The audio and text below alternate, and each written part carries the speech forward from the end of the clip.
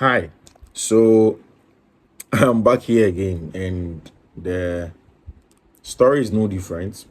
Um, it is also the tactical preview of the second Champions League semi-final game, the Derby de Malonina, and I would want to tactically break down the game for you quickly. Let's get to it. This is a counter press. My name again is Fiifi-Manfred. Do like, subscribe, and share. Let's go. So Milan and International have had almost similar feats in the last decade. Of course, Milan has won the last Champions League for an Italian club, but then both clubs did suffer. In the last few years, both of them have won the Scudetto once each time. Um, for International, it was under Antonio Conte. He had left, wanted some backing, didn't get it. They went in for Simeone Inzaghi, who could have been an Alex Ferguson, a Lazio, but then chose the challenge at Inter. In He won the Supercoppa Italia. He has played some very good football, getting into second place in his first season. People felt that he wasn't bagged and what have you. We give credit to a lot of credit to Beppe Marotta, who had brought in players like Ezin Dzeko, Hakan Calhanoglu, and Henrik Mkhitaryan to International Milan. For Simeone Inzaghi, for better parts of this season, was almost sacked. But then again, here he is, taking International Milan to a Champions League final. Possibly just 90 minutes away.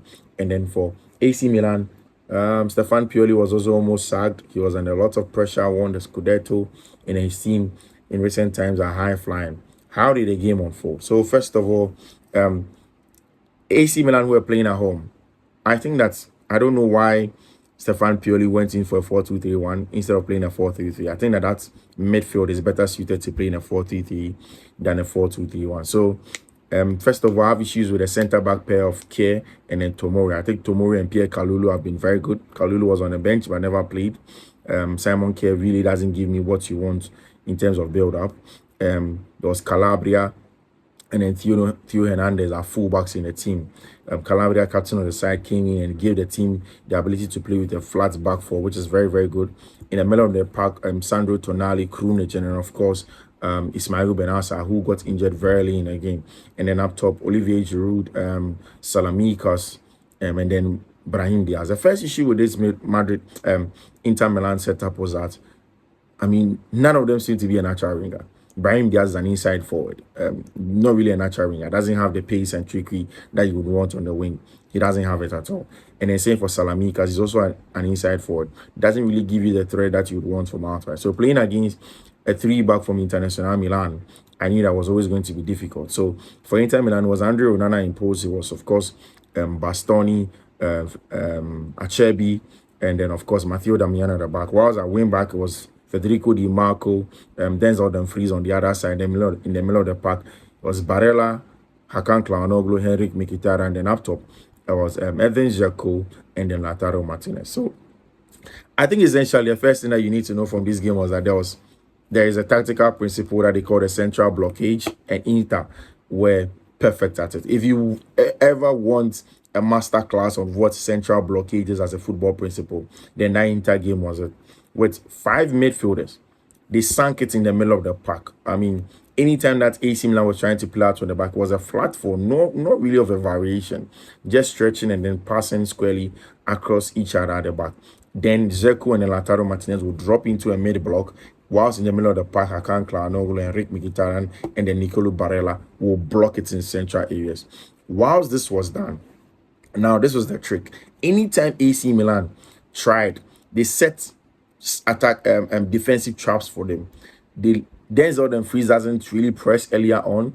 They keep it compact in the middle of the pack. Once they send the ball out towards Salamikas, then quickly is a trigger for Denzel Dumfries to move and jump out of the press. He jumps out of the press, goes on to close Salamikas.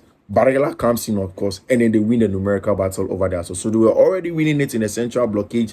It was almost 5v2, sometimes in the middle of the park. Then once they set attacking traps for them to pick, and then they take the bait, they go outside, block them, and they win those balls as well. So generally, International Milan had a defensive clinic of how to stop any team that didn't have threats from outside and that could not vary their play. Now, what has happened was that it made International Milan go long to Olivier Giroud. Now, if you are going long to Olivier Giroud, of course, I think Olivier Giroud is one of the best hold-up centre forwards in the world, of course, with Edin Dzeko and the other players.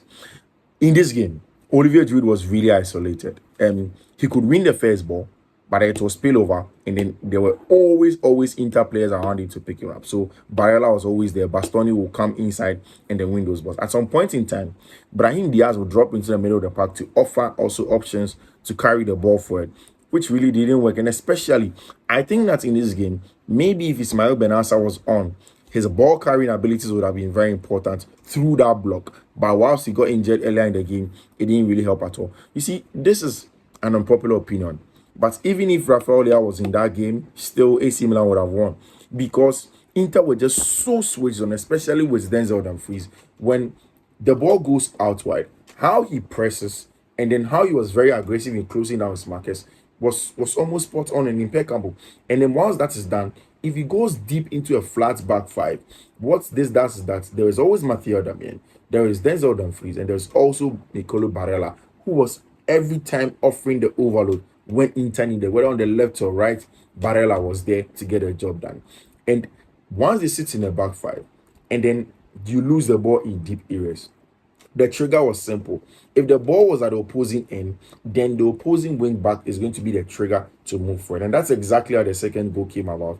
It was from a very good run from Federico Di Marco, who received the ball from up top, cuts back, and then the goal did come in from a deep running Henrik Mkhitaryan. That is the plan. That was the plan for the International Milan, and they executed it to perfection. Now, to the tactical analysis of the first goal. You see, I've heard a lot of people blame Calabria. Yes, he deserves some blame, but I want to highlight on how good International Milan prepared for that corner. If you ever ask yourself why there's a need for blockers in attacking teams or corners, now this is it. Brentford are one of the best attacking or set piece teams in English Premier League, right? And almost every corner they play, they use blockers. Blockers are so important in recent times, playing of corner kicks, and that's exactly how Inter got this goal done. So if you look at the picture that's been uploaded, Inter set out for an in-swinger. Hakan Çalhanoğlu was going to give in an in-swinger. There were the same number of players, I think a 5v4 in the 16-yard box, and then a 3v3 in the main 18-yard box. What Inter also did was that Lautaro Martinez was out of the picture to pull out extra AC Milan players out of the box.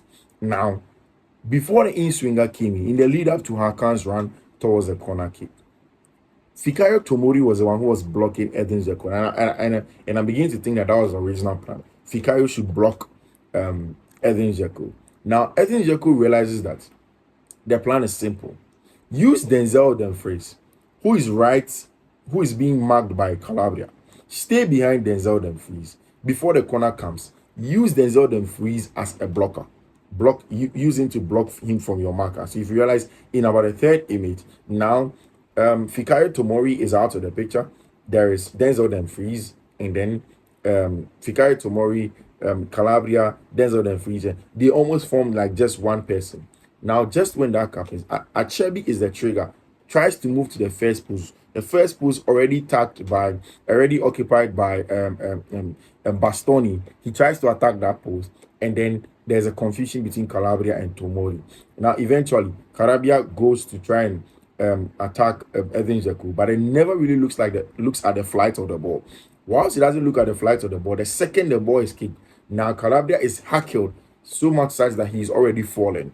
And then, of course, with the height advantage, the physique advantage of Dzeko, the goal was almost scored. He could not defend that. It was his back to Dzeko. Didn't really know exactly where Dzeko was. He was already falling. And Inter, Dzeko, Dumfries, and of course Acerbi had done a very good job using blockers to get out goal. So it was a beautiful goal. And of course, for any team that plays defensively, you need such set pieces to get a job done. And you give them a lot of credit for what they did over there. So generally, Inter gave us a good clinic of central blockage and overloads and aggression and intensity. AC Milan never really had answers, especially with the in-game injury of Ismail Benassa. I think that could have been the difference that they could have made. Also, on the bench of Inter Milan, they have a lot more players who could change and affect the game for them.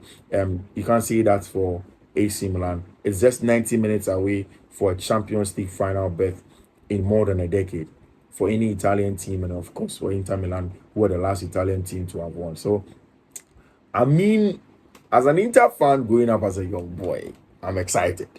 and I can't wait for Tuesday when Inter finally puts icing on the cake. It is something that I wish Antonio Conte would have been the manager, but trust me, Simeone Inzaghi deserves it. His brother Philippe yesterday did mention that he thinks that Simeone deserves all the credit, and I agree with him. Simeone deserves all the credit for the good job that he has done. So this is where we draw the curtain. My name again remains Fiifi-Manfred. This is a counter press. I'll see you. Enjoy.